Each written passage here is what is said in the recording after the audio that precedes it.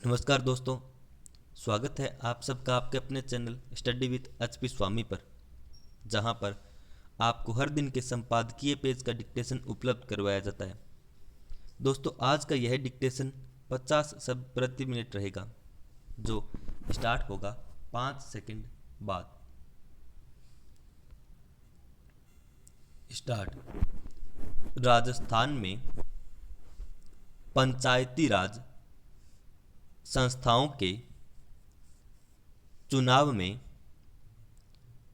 कांग्रेस को बड़ा झटका लगा है। प्रदेश की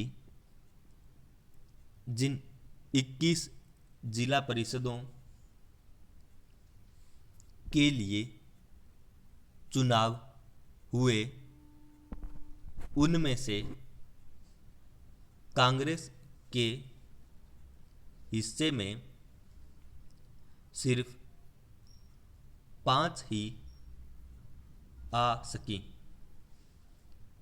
भाजपा ने 13 जिला परिषदों में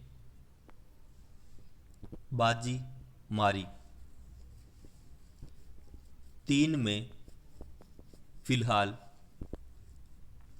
किसी को बहुमत नहीं मिला है।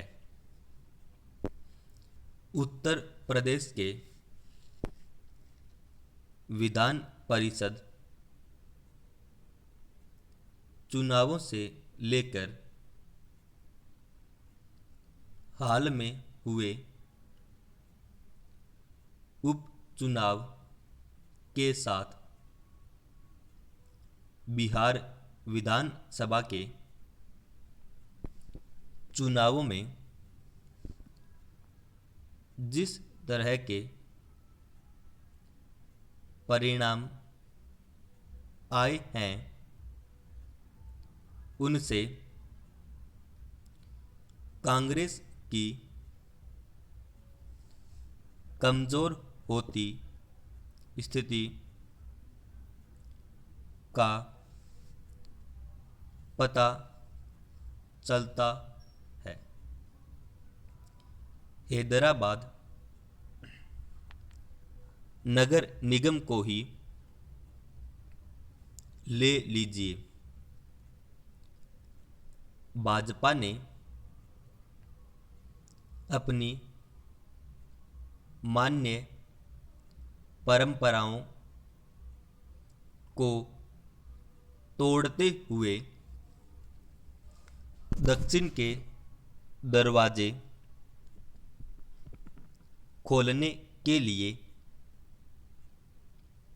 अपने राष्ट्रीय अध्यक्ष से लेकर गृह मंत्री तक को प्रचार के लिए मैदान में उतार दिया। इसका भाजपा को बहुत फायदा हुआ, लेकिन कांग्रेस कहाँ है? उत्तर से लेकर दक्षिण तक सभी ओर उसके कार्यकर्ताओं में निराशा का भाव है। आखिर क्यों? सिर्फ इसलिए कि पार्टी अपनी दशा और दिशा तय नहीं कर पा रही है, या फिर इसलिए कि कांग्रेस में खुद को गांधी परिवार के भीतर ही समेटकर रखने की कोशिश हो रही है। जब कांग्रेस के 23 बड़े नेताओं ने पार्टी के लिए नया अध्यक्ष तलाशने की बात कही तो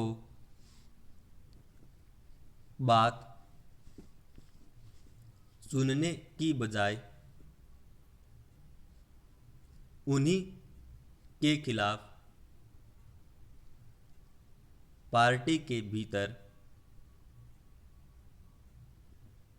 दूसरे गड़े ने मोर्चा खोल दिया। कांग्रेस लगातार कमजोर हो रही है। भाजपा को चुनौती देने के लिए राज्यों में क्षेत्रीय पार्टियां तो खड़ी हो रही है, लेकिन कांग्रेस अपने जनाधार को छोड़कर पीछे खिसकती जा रही है। ऐसा नहीं है कि कांग्रेस ने चुनाव में मिलने वाली हार पर मंथन नहीं किया होगा, लेकिन सवाल यह है कि इसकी जिम्मेदारी कौन ले। लोकसभा चुनावों में हार के लिए राहुल गांधी ने जिम्मेदारी ले ली, लेकिन क्या राहुल अकेले हार के लिए जिम्मेदार थे या फिर कांग्रेस का पूरा सिस्टम, जो चुनाव में सिर्फ गांधी परिवार से ही किसी करिश्मे की उम्मीद करता है। कांग्रेस के भीतर जिस तरह से जमीनी नेताओं का अभाव नजर आ रहा है और हवाई सपनों के सहारे पार्टी को खड़ा करने की बातें हो रही हैं, वे उसे जमीन से दूर लेकर जा रही हैं। कांग्रेस अब तो संभले, समय के साथ पार्टी की रीति नीति से लेकर सोच में भी परिवर्तन की जरूरत है। इस देश को सशक्त सत्ताधारी दल के साथ एक मजबूत राष्ट्रीय विपक्ष की भी जरूरत है, जो सत्ता से सवाल कर सके। देश की सबसे पुरानी पार्टी वापस सशक्त दल के तौर पर अपनी भूमिका निभाए। यह समझना होगा कि किसी भी लोकतांत्रिक देश में मजबूत विपक्ष का महत्व भी कम नहीं होता।